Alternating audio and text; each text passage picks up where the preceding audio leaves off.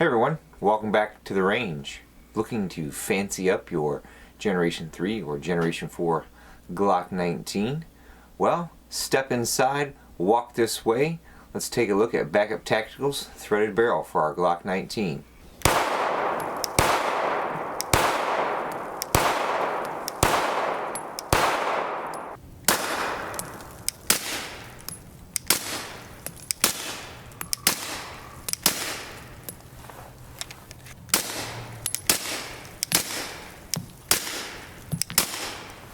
I've had Backup Tactical's threaded barrel in my Glock 19 MOS Gen 4 pretty much since I bought the gun.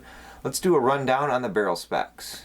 Overall barrel length is 4.5 inches, has a 416 stainless steel construction, our pulled broach SAMI spec rifling, 1 in 16 twist, factory is 1 in 10, half inch by 28 threads, 4 finish offerings, the stainless, black, olive drab, and not pictured flat dark earth, all in PVD. Did I mention this is made in the USA and drop in and pew fit?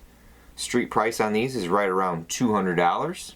As far as chamber support goes, we have good full chamber support on the barrel to handle those +P+ loads.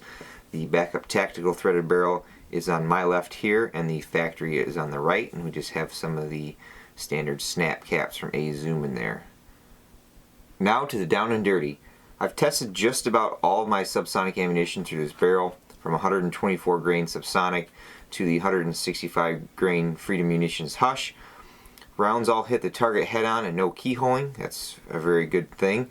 I ran HST, Ranger T, Gold Dots, and even some of the Hertenberger L7A1 through the barrel, and not a single hiccup. I do not have a dedicated 9mm suppressor, so I use my Osprey 45.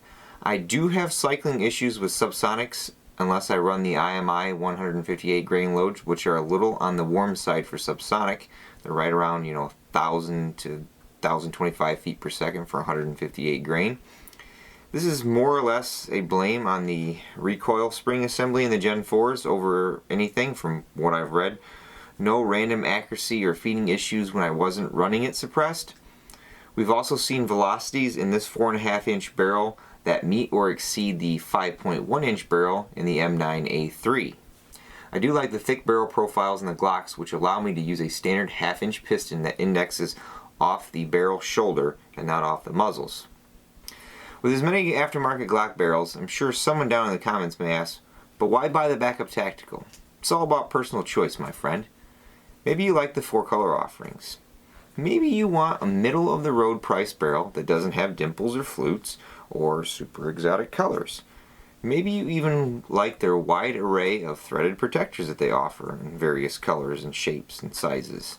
Maybe you want a 4.5 inch barrel with 1/2 inch threads over one that's 4.7 or in metric M13.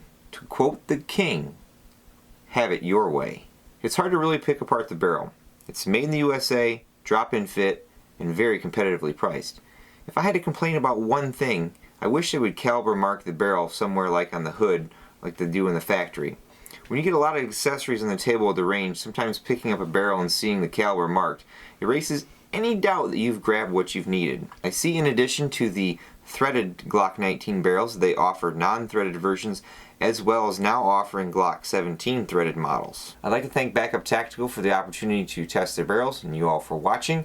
At this current time, I'm unsure what the content restrictions with YouTube will play out like. I like uploading here, so I'll try my hardest to comply with their rules, even though I think they're stupid, but it is their sandbox. I've reserved my channel name on Full30, so when they allow more content creators to upload there, I will try my hardest to get on there. I do have a Patreon account set up. I'll put the link in the description below for anybody willing to help out a little extra there. As always, I appreciate any of my contacts, supporters, and vendors. Until next time, catch you at the range.